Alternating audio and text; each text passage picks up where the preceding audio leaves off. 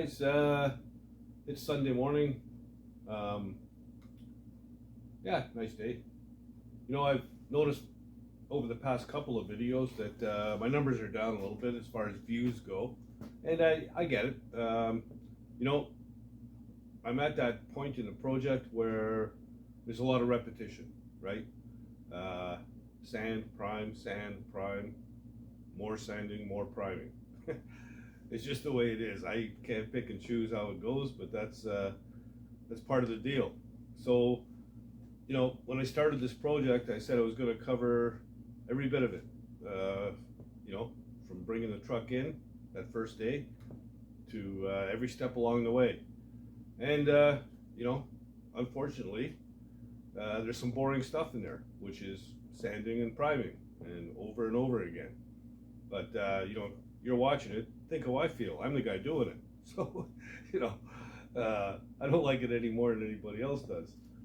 So that just happens to be where I'm at.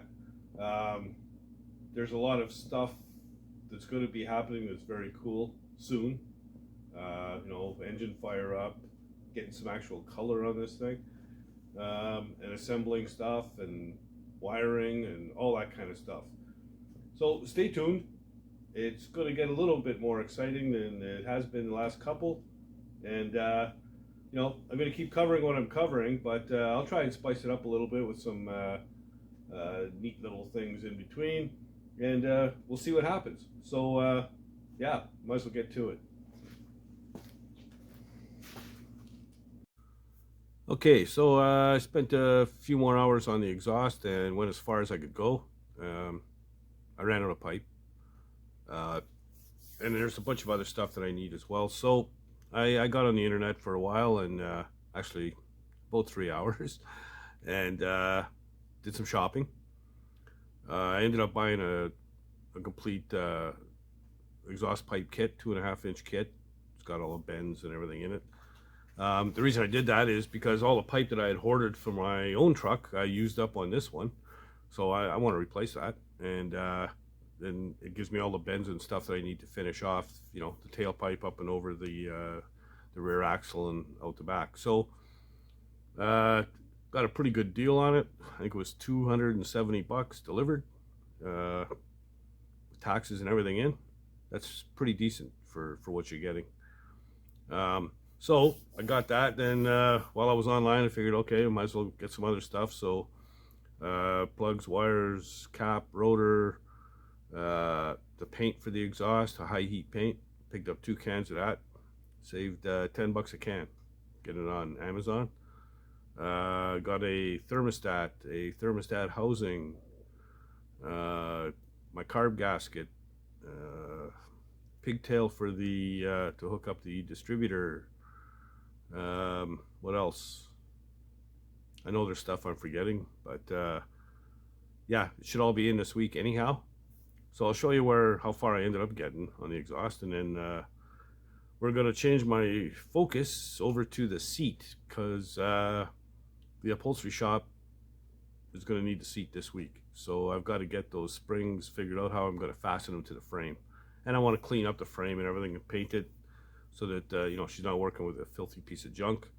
You know, and getting the material all dirty because the frame is crappy and whatever. So I'll clean everything up, paint it, make it nice and pretty for her, and we'll get it over to the upholstery shop, and you know, she can work her magic. So on top of that, I also have to get a sheet of, I'm going to use probably a 1/4-inch mahogany or something, you know, like a floor underlay for the door panels and the kick panel, plural. Cut them out, figure out my handle holes and what I want and all that stuff, and get them over to her as well. So yeah, I'll show you where I'm at in the exhaust, and then we'll get on that seat. So that's where I'm at. All right, so this is all tacked together. Except there, I've got to tack that right, the muffler to the tailpipe. I can put my hanger in. I'm going to do that, and I can tack this last piece of pipe and attach it to the muffler over there, and that's it. That's as far as I can go. I'm out of pipe, so yeah, I'm gonna need a straight good straight run, and jump over the rear diff and out the back. So that's that. So I can pull this off and clean up all the welds and finish welding everything, because like I said, it's all just tacked together. You know, this is all the junk that I have left. So I pretty much used every inch of decent pipe that I had, and that's it. So now it's time to clean up, move some junk around, and get the seat out of the truck and on a couple of sawhorses so I can work on it. So that's where I'm headed now. Okay, let's get this seat out of here.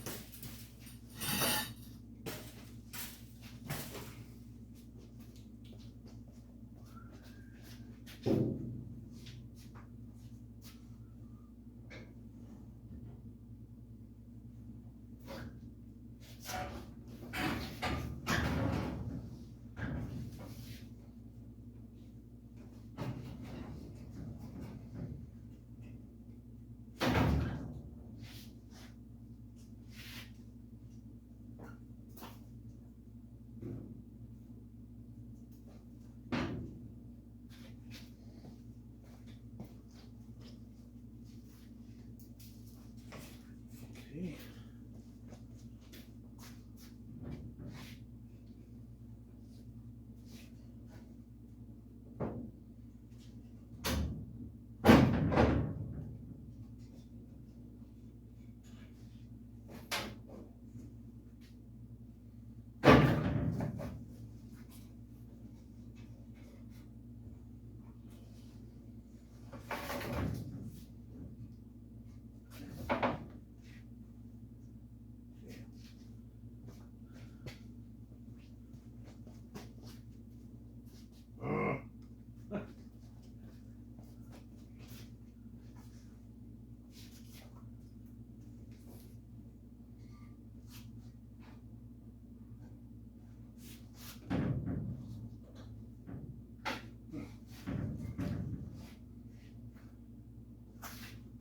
Well, I'm gonna need a ratchet for that.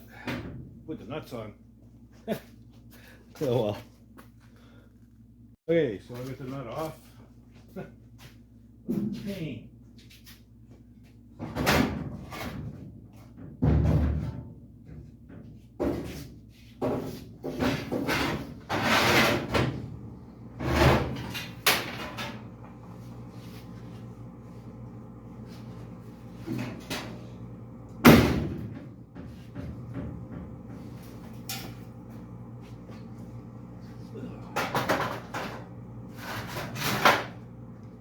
Okay, there we go. Okay, so as you can see, this thing's in pretty good shape. You know, there's a little bit of surface rust and stuff, so it just needs a good cleaning. But you know, most of it has paint still on it, so it should clean up pretty easily. I'll use this little guy here, you know, with those little pads, and maybe a wire brush wheel if I can't get at some of these spots, like in this channel here. But other than that, yeah, I'll just get after it.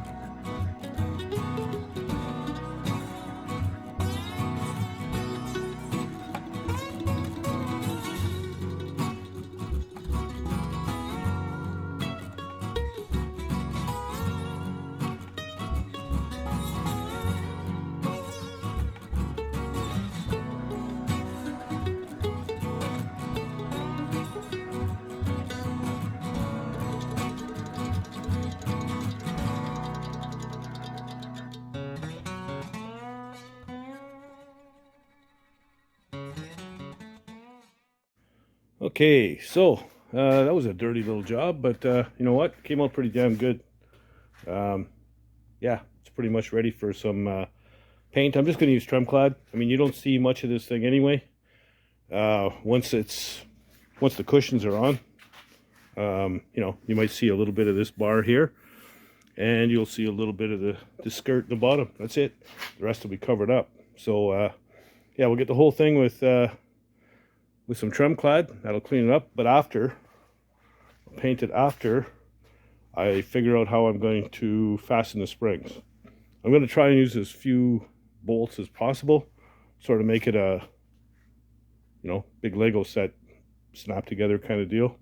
So I'll see what I can come up with, but I'll be getting on that in the morning. I need a shower. That's what I need. But anyway, I could taste that shit.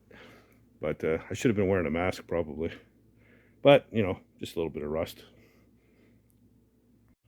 Okay, good morning. Yeah, so this is what I've done. I've put it on its back and put the seat springs in the spot that I want them, clamped them, and then I just drilled 2 holes up and bolted it together. And what I'm going to do next is I'm going to weld the bolt to the springs. So essentially it'll be 2 pins. It'll be there permanent. You just got to line them up with the holes, drop them in, and thread the nut on, and you're done. So the bottom is secure. So now I also gave it a shot of paint underneath last night, so I can paint the rest of it after this is all together. So I'm going to flip it up now and set up the back of the seat, and we'll go from there. Well, here we go. Yeah, the back is secured now. Basically 4 bolts, you know, one here, here, and the same locations on the other side.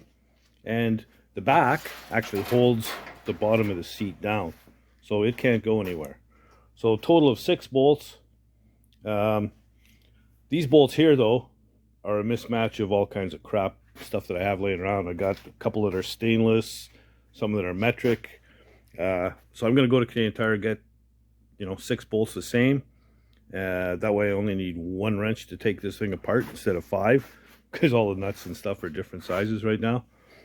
So when I get the proper bolts, I'll weld them in, weld them to the spring frames, and take it apart and paint up the frame. So yeah, not bad.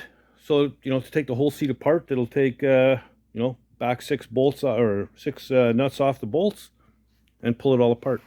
So piece of cake. And yeah, it's good and solid, and it looks good. Okay, so my studs are welded in, and I painted the frame black. I mean, you're not going to see it anyway, just so it's nice and clean for the upholstery girl. Now you will notice that these side ones, lower side, are at a bit of an angle. So with it being out that way, and then this one being out that way, I had to open up my holes to make sure I could fit it back in there. So just on the inside though, a little bit on the outside, but mostly on the inside, just so I got some you know, adjustability and room. So now I'm going to the bottom ones here, I can get a wrench on from underneath the seat after, so I don't have to weld those in. Maybe I should anyway. Whatever. Anyway, I'm going to pull it off, and I'm going to paint the frame all up, and yeah, call it done. So it's amazing what a couple of coats of candy apple Tremclad will do. Yeah, it's cleaned up nicely, and I'm quite happy with it. I mean, you know, for what is it, 72-year-old seat frame, it took pretty much no work at all. All the work was in the other stuff that I did. So yeah, I'm happy with it, and it's nice clean piece now for the upholsterer to go ahead and work her magic on. So once this sets up and dries in the morning, I can bolt it all together and have it ready to ship out. I still have to get a sheet of plywood for the interior door panel, both of them, and the 2 kick panels. So I figured 1 4x8 sheet should be enough. The headliner comes as a piece already, so it just has to be covered with the upholstery. So they're taking care of that on their end. So yeah, all good. The interior is pretty much sorted out, and I'm a happy camper. All right, so now that it's painted, I pretty much got to let it dry, and I kind of screwed myself for doing anything else. I don't want to kick up dust and get dust all over that paint, and you know, trim clad dries slow. So I'm gonna do something that doesn't make any dust at all. I'm gonna have a beer that actually helps get rid of dust. So anyhow, there we go. So the seat's ready to go. Like I said, this week I'm gonna pick up the sheet of plywood, cut out those door panels, you know, mark out where the handles go and all that stuff, finish them off nice, and get them dropped off to her as well, and she can go to town on the interior. So that's one big thing out of the way. Plus it's out of the shop and out of my way. That's a big deal. So I'm also I've also been plugging away on some block sanding and some welding on the exhaust and other stuff that I've been doing for a bit. I've got a whole pile of stuff coming in for the engine and the chassis. So a couple things have come in already, but I'll wait till I get it all in and show you what I got. We've got to get that on the engine, and I've got to make up some sort of a remote start setup button switch thingy that I can start the engine without having all the wiring done. Basically a hot wire. It's pretty simple. I'll show you how to do that. What else? Yeah, I got a ton of block sanding and stuff to do. All kinds of boring, dull, repetitive stuff. But I'll try and mix things up and keep it interesting for you guys. And for myself, because I do get I have attention deficit disorder myself. I often get bored and need to change things up. So yeah, new subscribers, thank you very much. Another good bunch this week, and you know, if you haven't subscribed already, please do subscribe. And if you have subscribed, you know, tell a buddy and help spread the word, man. Don't be shy. Don't be afraid to leave comments down below. I enjoy the comments. I like reading them, and I do try and respond to each and every one of them. And apparently it helps the algorithm, whatever the hell that is. And yeah, if you don't do anything else, get out in the garage and build something, man. Later, guys.